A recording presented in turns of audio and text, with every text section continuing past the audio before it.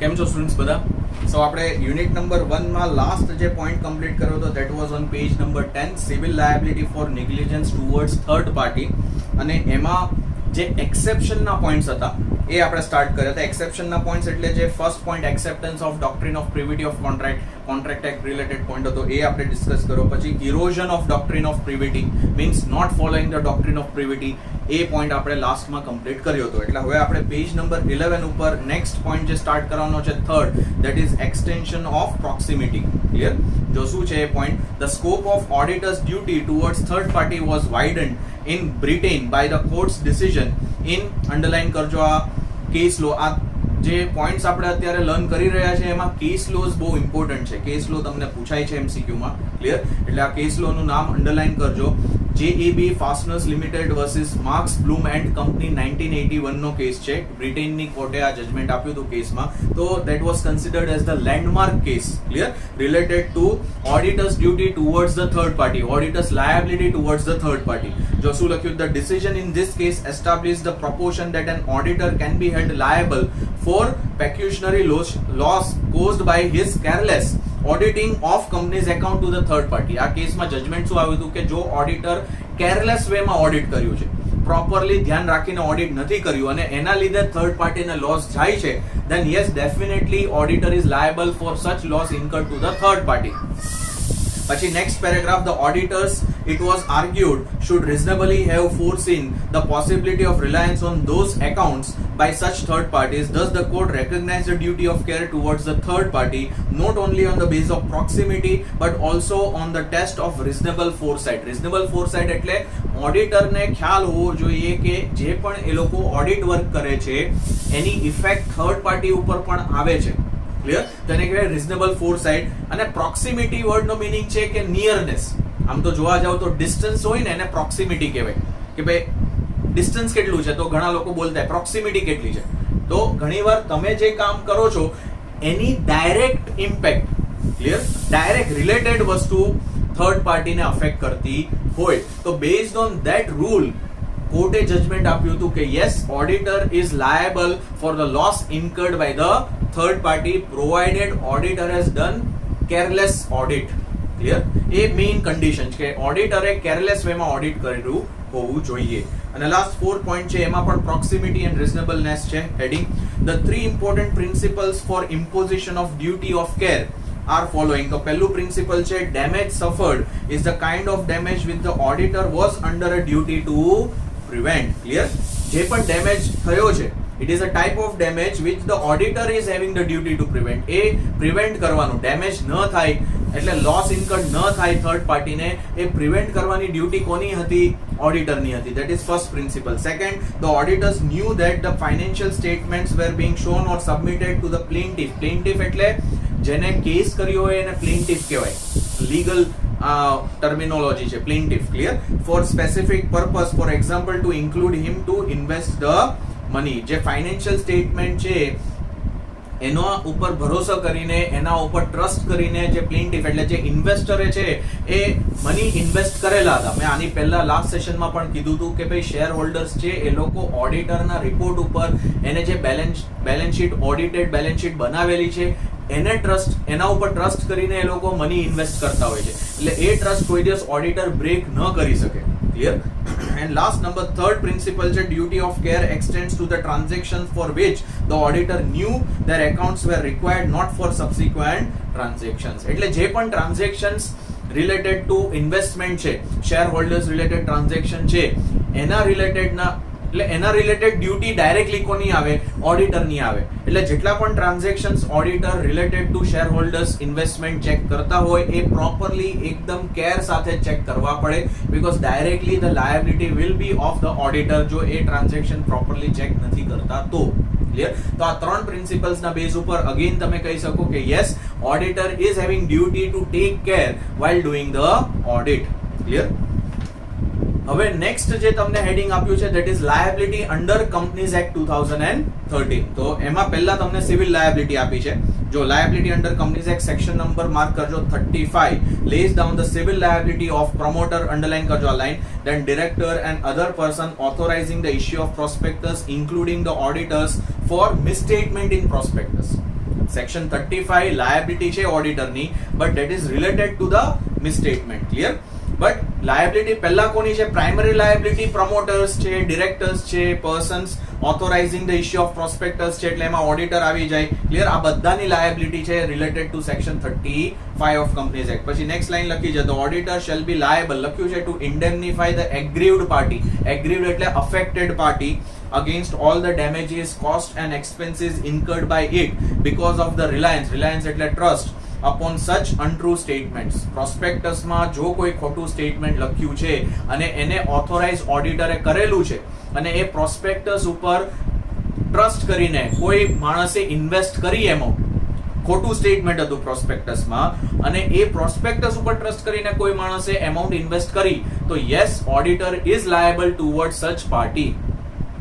That is section 35. પછી આગળ લખ્યું, the auditor can escape such liability on the grounds mentioned in this section and they are as follows. So there are two ways કે auditor ની liability નહીં આવે જો એ prove કરી શકે છે. There are two grounds based on which if he is able to prove it, then there would be no liability of auditor. તો પહેલું છે, he withdraws his consent before the issue of prospectus and it was issued without his authority or consent. જો એ prove એવું કરે કે prospectus જે issue થયું એમાં ખોટું સ્ટેટમેન્ટ હતું, તો એને ખબર પડી એટલે એને શું કરી કે એની કન્સેન્ટ એને વિથડ્રો કરી લીધી. એને જે પરમિશન આપી હતી પ્રોસ્પેક્ટસ ઇશ્યુ કરવાની, એ પરમિશન એને ઓલરેડી વિથડ્રો કરી લીધી હતી. ઓર આઈધર એ એવું પ્રૂવ કરી દે કે ભાઈ પ્રોસ્પેક્ટસ જે ઇશ્યુ થયું હતું એ એની કન્સેન્ટ લીધા વગર ઇશ્યુ કરી દીધું હતું. એટલે ખોટી રીતે કંપનીએ એવું શો કર્યું હતું કે યસ, ઓડિટરે ઓથોરાઇઝ કરેલું છે, પણ એકચ્યુઅલી ઓડિટરે ઓથોરાઇઝ કર્યું જ નતું પ્રોસ્પેક્ટસ. એવું જો ઓડિટર કોર્ટમાં પ્રૂવ કરી શકે એવિડન્સ આપીને, તો પછી એની લાયબિલિટી નીલ થઈ જશે, ઝીરો થઈ જશે. આ ફર્સ્ટ પોઈન્ટ છે. પછી સેકન્ડ છે, the prospectus was issued without his knowledge or consent and that on becoming aware of its issue he forthwith gave the reasonable public notice that it was issued without his knowledge. Clear? જો prospectus એના knowledge વગર, એને consent વગર કંપનીએ directly issue કરી દીધું અને એને ખબર પડી, તો ઇમિડિયેટલી ઓડિટરે પબ્લિક નોટિસ આપી દીધી હતી. પબ્લિક નોટિસ એટલે ન્યૂઝપેપરમાં એને નોટિસ આપી દીધી હતી કે ભાઈ આ પર્ટિક્યુલર કંપનીએ જે પ્રોસ્પેક્ટસ ઇશ્યુ કર્યું છે એ મારી કન્સેન્ટ વગર, એઝ એન ઓડિટરની કન્સેન્ટ વગર ઇશ્યુ કરેલું છે. એટલે કોઈ પણ માણસે જો આ પ્રોસ્પેક્ટસ ઉપર ભરોસો કર્યો તો પૂરેપૂરી લાયબિલિટી એની પોતાની આવશે, મારી કોઈ લાયબિલિટી આવશે નહીં. એવી પબ્લિક નોટિસ ઓડિટરે જો આપી દીધી હોય તો એ ગ્રાઉન્ડ ઉપર એની લાયબિલિટી અગેન થઈ જશે નીલ. એટલે આ બે ગ્રાઉન્ડ ઉપર ઓડિટરની લાયબિલિટી નીલ થઈ જશે, but auditor has two prove this thing in the court. આ બહુ ડિફિકલ્ટ છે વસ્તુ એને પ્રૂવ કરવી. એવિડન્સ એને ડોક્યુમેન્ટરી આપવા પડે કે મેં આ વસ્તુ કરી હતી, કે મેં આ સ્ટેપ્સ લીધા હતા. Clear? So that is first point, liability under companies act. પછી સેકન્ડ છે લાયબિલિટી ફોર મિસફિયન્સ. તો મિસફિયન્સ નો મીનિંગ આપ્યો છે, misfeasance is the breach of duty or breach of trust. તમે કોઈનો ટ્રસ્ટ બ્રેક કરો કે તમે તમારી ડ્યુટી જે છે એ ફોલો ન કરો તો એને કહેવાય મિસફિયન્સ. આગળ લખ્યું છે, it is specific remedy under the act and can be brought about only when the company is being liquidated. જ્યારે કંપની લિક્વિડેટ થાય, જ્યારે કંપનીનો બિઝનેસ બંધ થતો હોય ત્યારે આ તમે લાયબિલિટી એરાઇઝ કરાવી શકો.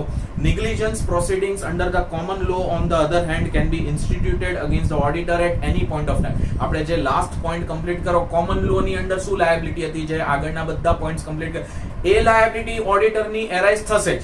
એ લાયબિલિટીને કોઈ અફેક્ટ નહીં થાય. Clear? Under section 340 of the act the auditor has been liable for misfeasance. Underline કરજો, section number is 340. In many cases and some legal decisions on the question of liability of liability of auditor for misfeasance have been discussed below. એટલે આ બધા cases હવે most IMP છે. Mark કરી લેજો કે જો ઓડિટર ઉપર જે ટ્રસ્ટ હતો એ એને બ્રેક કર્યો છે. આ બધા કેસીસ એવા છે કે ઓડિટર ઉપર ટ્રસ્ટ હતો અને એને બ્રેક કર્યો છે, તો auditor is liable for misfeasance. કઈ સેક્શન નંબર? 340 સેક્શન નંબરમાં આપ્યું છે. તો first case law is the London and General Bank Limited 1895 નો કેસ છે. જો એમાં શું છે આખો case, the bank had advance the loan against insufficient security. Security વગર લોન આપી દીધી બેંકે. No provision for bad debt were created against this loan. એ લોનની સામે કોઈ પ્રોવિઝન ક્રિએટ નતું કર્યું બેડ ડેટનું, બીકોઝ સિક્યુરિટી વગર લોન આપી દીધી તો ચાન્સીસ છે કે બેડ ડેટ થઈ શકે, પ્રોવિઝન ક્રિએટ નતું કર્યું. The profit and loss account therefore did not reflect the true profit earned as a result of this operation. The auditor pointed out this fact to the director in a separate report but did not mention anything explicitly એટલે separately about this in the report to the shareholder. એને જે audit report આપ્યો ને એમાં separately કાંઈ mention ન કર્યું. હા, પણ એને એક રિપોર્ટ ડિરેક્ટરને આપ્યો હતો કે ભાઈ આ ટ્રાન્ઝેક્શન જે લોનનું છે એ તમે પ્રોપરલી એકોર્ડિંગ ટુ રૂલ તમે એન્ટર નથી થયા. Clear? The director paid the dividend to the shareholder on the basis of audited profit and loss account and balance sheet. જે dividend હતું એ જે P&L એકાઉન્ટમાં જે પ્રોફિટ હતો એના બેઝ ઉપર આપી દીધું, પણ પ્રોફિટ તો રોંગ હતો કેમ કે પ્રોવિઝન ફોર બેડ ડેટ તો એ લોકોએ ક્રિએટ જ નતું કર્યું. Clear? As the profits were insufficient, this led to the payment of dividend out of the capital. Profits એટલા હતા નહીં તો પણ dividend આપી દીધું, એટલે એવું એ લોકોએ assume કરી લીધું કોર્ટે કે dividend was paid out of capital, which is against the rule. Clear? The auditors were લખ્યું છે held liable to make good the company's losses. કંપનીને જે લોસ ગયો એટલે શેરહોલ્ડરને જે લોસ ગયો એના માટે લાયબિલિટી કોની આવી ગઈ? ઓડિટરની આવી ગઈ. Clear? So that was the case London and General Bank Limited. પછી નેક્સ્ટ કેસ છે, આ ઇમ્પોર્ટન્ટ છે, Kingston Cotton Mills Limited 1896. Next યરમાં જ આ કેસ થયો હતો. તેમાં લખ્યું છે auditor accepted the certificate of manager of the company as to the valuation of stock in trade. Clear? સ્ટોકનું જે વેલ્યુએશન હતું એ કંપનીના એમ્પ્લોયે મેનેજરે જે સર્ટિફિકેટ આપ્યું હતું એના ઉપર ઓડિટરે રિલાય કરી લીધું, એક્સેપ્ટ કરી લીધું. The value as shown by the certificate was in reality manipulated to inflate the profits. એટલે મેન્યુપ્યુલેટ કરી હતી, રોંગ વેલ્યુ આપી હતી સો ધેટ દે કેન ઇન્ફ્લેટ. ઇન્ફ્લેટ એટલે ઇન્ક્રીઝ ધ પ્રોફિટ્સ, વધારે પ્રોફિટ શો કરવા માટે વેલ્યુ જે સ્ટોકની હતી એ લોકોએ મેન્યુપ્યુલેટ કરી હતી. Subsequently this led to the dividend payment out of again capital. Same point છે. The judge exonerated the auditors. It was held that exonerated એટલે they held liable the auditors for this. It was held that it is not the duty of auditor to take the stock. Clear? Stock no spelling wrong છે, સુધારી લેજો. He is not guilty of breach of duty if he accepts the certificate of responsible official in this regard, provided there is nothing to excite suspicion and he has taken reasonable care. એટલે એને ઓડિટરની આમ જોવા જાવ તો duty હતી, but stock લેવાની duty એની નથી. એને શું કર્યું કે જે સર્ટિફિકેટ કંપનીના ઓથોરાઇઝ્ડ એમ્પ્લોયે આપી દીધું હતું એના ઉપર એને બિલીવ કર્યું, તો ધેટ ઇઝ ઓકે. ઓડિટર પાસે કોઈ પ્રૂફ હોવું જોઈએ કે મેં આ વસ્તુ શું કામે કરી, મેં એક્સેપ્ટ કર્યું જે વેલ્યુએશન હતું સ્ટોકનું, શું કામે વેલ્યુએશન એક્સેપ્ટ કર્યું? Because already certificate was given by some authorised official of the company. તો અલ્ટિમેટલી લાયબલ કોણ થશે? ફાઇનલી જો લાયબલ થશે તો એ પર્ટિક્યુલર એમ્પ્લોય લાયબલ થશે, ઓડિટર લાયબલ નહીં થાય. એટલે આમાં ઓડિટર વોઝ સેફ. ક્લિયર? પછી નેક્સ્ટ હવે તમને આપી છે જે લાયબિલિટી, સિવિલ લાયબિલિટીમાં બે કેસીસ હતા. ક્લિયર? હવે નેક્સ્ટ લાયબિલિટી જે આપી છે that is criminal liability under companies act. મેં સ્ટાર્ટિંગ જ્યારે આપણે લાયબિલિટીનો પોઈન્ટ કર્યો હતો ત્યારે કીધું હતું કે ક્રિમિનલ લાયબિલિટીમાં ઇમ્પ્રિઝનમેન્ટનો પોઈન્ટ આવશે. ક્લિયર? તો એ તમને આપ્યું છે section number 2 subsection 59 of companies. એટલે સેક્શન નંબર યાદ રાખજો આમાં.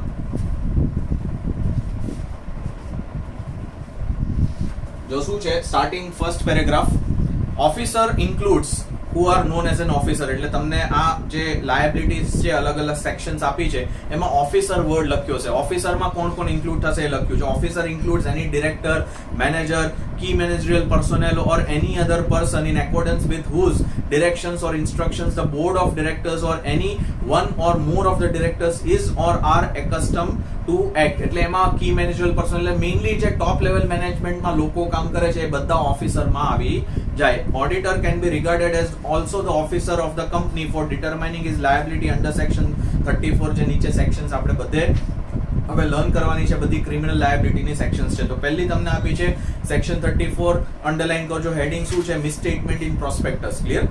એ આપણે આગળ પણ પોઈન્ટ લર્ન કરો સિવિલ લાયબિલિટી વખતે હતો, અહીંયા પણ છે ક્રિમિનલ લાયબિલિટીમાં. If a prospectus includes any untrue statements or misstatement, auditor who authorise the issue of prospectus can be sentence. લખ્યું છે જો ઇમ્પ્રિઝનમેન્ટ, અહીંથી અંડરલાઈન કરો. Auditor can be sentence to imprisonment for a term which may extend to 10 years or a fine which shall not be less than the amount involved in the fraud and which may extend to also 3 times of the amount involved in the fraud.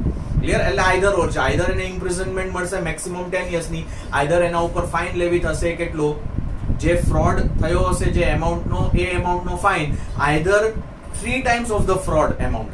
Clear? માની લો કે fraud 50 કરોડનો થયો તો 3 times એટલે 150 કરોડનો પણ fine લેવી થઈ શકે ઓડિટર ઉપર. ક્લિયર? પછી આગળ લખ્યું છે auditor can escape the liability. એટલે એની લાયબિલિટી નહીં આવે જો એ પ્રૂવ શું કરશે? ઇફ એ પ્રૂવ્સ, લખ્યું છે સ્ટેટમેન્ટ વોઝ ઇમમટીરિયલ. એટલે જે સ્ટેટમેન્ટ અનટ્રુ હતું એ એટલું ઇમ્પોર્ટન્ટ નહોતું. એગ્રીડ કે સ્ટેટમેન્ટ રોંગ હતું પણ એટલું ઇમ્પોર્ટન્ટ નહોતું. Clear? Or second, he has reasonable ground to believe the statement was true. એની પાસે વેલિડ રીઝન હતું એ સ્ટેટમેન્ટ ઉપર બિલીવ કરવાનું, કંપનીએ કોઈ એને ડોક્યુમેન્ટ આપ્યું હતું અને એના બેઝ ઉપર એ સ્ટેટમેન્ટ ઉપર એને બિલીવ કર્યું હતું, તો એ વસ્તુ પ્રૂવ કરે કે ભાઈ મેં આ ડોક્યુમેન્ટ ઉપર બિલીવ કરીને સ્ટેટમેન્ટ ઉપર મેં ભરોસો કર્યો હતો, તો અલ્ટિમેટલી ઓડિટરની લાયબિલિટી નહીં આવે, કંપનીની લાયબિલિટી આવી જશે ફાઇનલી. એટલે ડિરેક્ટર્સ છે કે એ લોકોની લાયબિલિટી આવી જશે. That is first section number 34.